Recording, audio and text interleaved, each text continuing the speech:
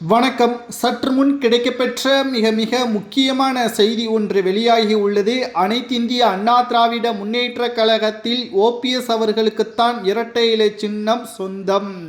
தேர்தல் ஆணையம் தெரிவித்து விட்டதா? 19ஆம் தேதி இருவரும் டெல்லிக்கு சென்று தேர்தல் தலைமை அலுவலகத்தில் உள்ள தேர்தல் ஆணையரிடம் கடிதங்கள் மூலமாகவும் நேரடியாக இரட்டை இலை சின்னம் என்ன பிரச்சனை என்பதை தெளிவாக விளக்குமாறும் நீதிமன்றம் உத்தரவுகளை பிறப்பித்தது.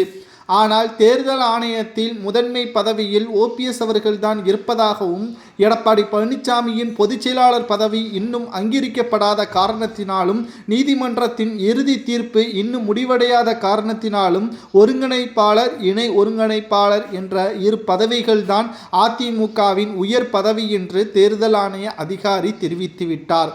ஆகையால் ஓபிஎஸ் அவர்களுக்குத்தான் இரட்டை இலை சின்னம் சொந்தமாக முடியும் என்றும், இதனால் எடப்பாடி பழனிசாமி அவர்கள் ஓபிஎஸ்ஸிற்கு இணக்கமாகத்தான் செயல்பட முடியும் என்றும் தற்பொழுது அரசியல் வட்டாரத்தில் பரபரப்பான செய்தியாக பார்க்கப்படுகிறது.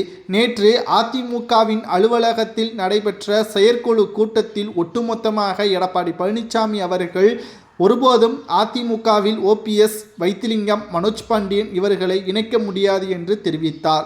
ஆனால் இன்று ஓபிஎஸ்ஸின் காலில் விழும்படி செய்துவிட்டது தேர்தல் ஆணையம் என்றும் அரசியல் வட்டாரங்கள் பேசும் பொருளாக மாறியுள்ளது.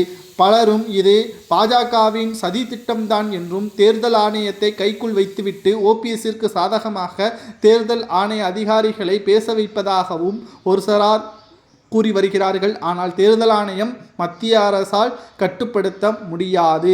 தேர்தல் என்பது வேறு, அரசியல் என்பது வேறு. தேர்தல் ஆணையர்கள் அரசியல் சட்டத்திற்கு உட்பட்டுத்தான் செயல்படுவார்கள், அரசியல்வாதிகளுக்கு உட்பட்டு செயல்பட மாட்டார்கள் என்பதும் இதன் மூலமாக நாம் அனைவருக்கும் தெரியும். ஆகையால் இரட்டை இலை சின்னத்தை ஒட்டுமொத்தமாக ஓபிஎஸ் அவர்கள் சொந்தம் கொண்டாடுவதற்கு உரிமை உள்ளது என்றும், இரட்டை இலை சின்னத்தை பொறுத்தளவிற்கு அனைத்திந்திய அண்ணா திராவிட முன்னேற்றக் கழகத்தில் ஒருங்கிணைப்பாளராக இருக்கக்கூடிய ஓபிஎஸ் அவர்கள் பயன்படுத்தலாம்.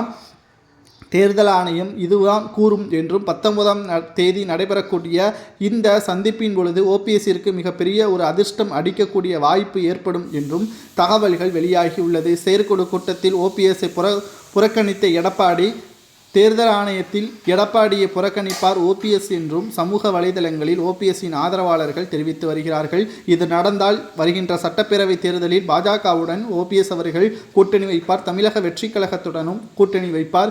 இதனால் மிகப்பெரிய ஒரு கூட்டணியே ஓபிஎஸ் தலைமையில் நடக்கும் என்றும் எதிர்பார்க்கப்படுகிறது. ஓபிஎஸ் இரட்டை இலை சொந்தம் என்று கூறுவது சரியா என்பதை